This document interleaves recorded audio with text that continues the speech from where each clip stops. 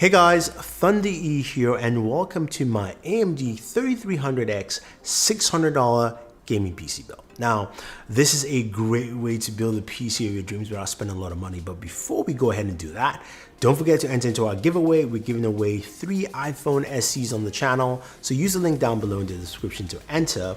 So you've got a few more days to do this and you enter to win. But anyway, without wasting any more time, let's start some building.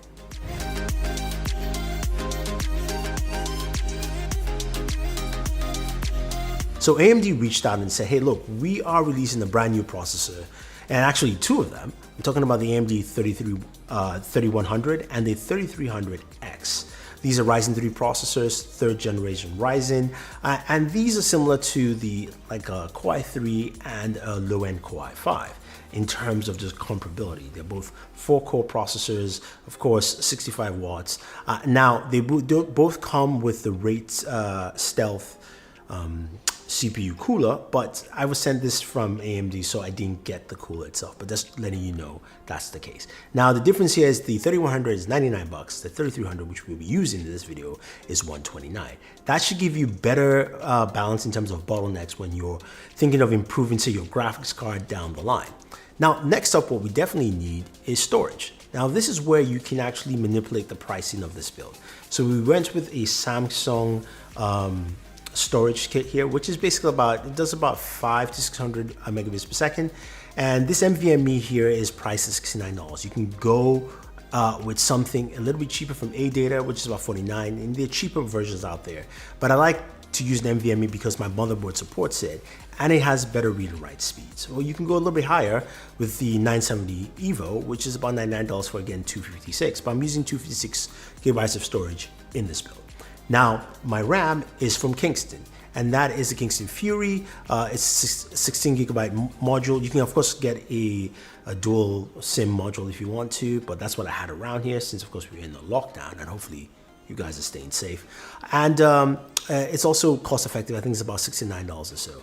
Now, my graphics card is the XFX 5500 XT. This is the low-end new Radeon graphics card, and this retails for I believe $199, I believe, or so. You can go with something cheaper, but I want to go with current hardware from AMD on this one.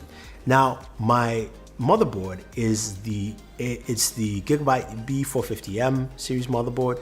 Now, this is a micro ATX board, and this board is really solid. It supports, of course, it's got built-in graphics if you need that. It supports AM4. Now, one thing to mention with this brand new chips from AMD, they all support PCIe 4.0. Now, this board does not, but the new B550 series does, and it wasn't available yet for this build, so I went with the B450. Again, this is also really relatively cheap motherboard, around $72 or so. So the pricing there again is low. Now, finally, we rounded everything up with a Cooler Master case. This is the Cooler Master. This is the Master Q300L, I believe. Micro ATX case. It's a nice, simple case. You've got, of course, mesh around for filtering dust. It's got a nice space for your power supply. And the power supply we're using here is a Thermaltake 500-watt power supply. This is not a modular power supply, but since we're not doing too much, this should be fine with our build. So let's go ahead and start building this thing. Now, the very first thing you want to do is install your storage. It's pretty easy with the NVMe. You just basically screw it in, boom, you're good to go. Next up, of course, you want to put in your RAM. That's also pretty easy as well. Slide into one of the RAM slots, and then you are good to go. Now, next up, we're putting in our CPU. We're using the 3300X CPU in there. Boom, in place, it's good to go. On top of that, we're going to now put in our Wraith cooler. This is the Wraith Max. I have that in-house here, but of course it comes with Wraith Stealth, so you don't have to buy a cooling solution, but we'll see what temperatures land with this build. Once you put that on there, you are good to go to mount this into your case. And in the case, of course, that's our Cooler Master case. Everything's on our Gigabyte board, and we're gonna go ahead and attach that and put that into our case. Snap fingers, boom, there it is. So we have that in our build, we're ready to go.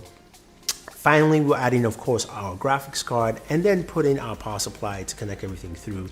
And we finally have our build. Now, you guys have seen a lot of build videos, which is why I'm kind of breezing past this because I want to get into what this brand new processor brings to the table. So what does it do benchmark-wise? So we went and did a Cinebench 20 test on this, and surprisingly, this came slightly behind a Core i7-7700X. So this is closer to a Core i7 than a Core i5 or even a Core i3 for that matter. So this is actually truly impressive for the kind of price point you're getting and the performance you're doing with this.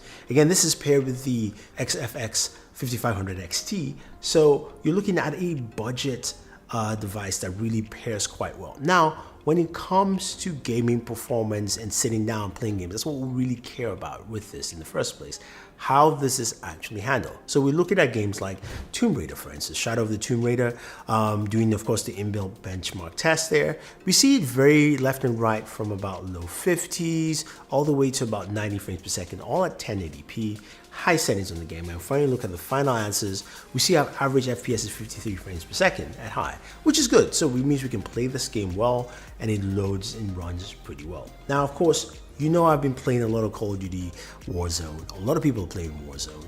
So this is a machine that definitely should be able to get me into Warzone, and how does it handle with that game? So in gameplay sessions, and look at what we're doing here, especially playing at high settings for the game, you can see that this runs between 50s and high 50s all the way to about high 80s in terms of frame rate. I'll say the average frame rate is about 69, maybe 68 frames per second. And that is really solid for playing 1080p of this game, high settings, trying to get this best graphical fidelity as possible. I think this is the kind of build that a lot of people would like to see and start doing, because you can customize where your price range wants to go. So for instance, you don't have to use an NVMe, you can use a traditional SSD, which is cheaper. You can even go down to 8 gigabytes of RAM, and you could go with an older graphics card, say maybe something, an R570 or something like that. Something that, you know, costs a little bit less, that you can actually pay money for, or even a GTX 1650, you know, something like that. So there are a lot of ways to go cheap on this. I just went with a whole AMD build on this, and I can tell you can definitely spend less than $600 building you a really solid system, especially if you already have some of the parts as well to use. So if you have any questions, any comments, let me know. Don't forget to like, share, and subscribe.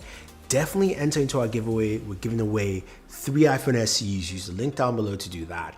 And if you want to also customize and build your own PC, we'll have the links for you as well. This is Thunder E saying thank you, and always enjoy your entertainment.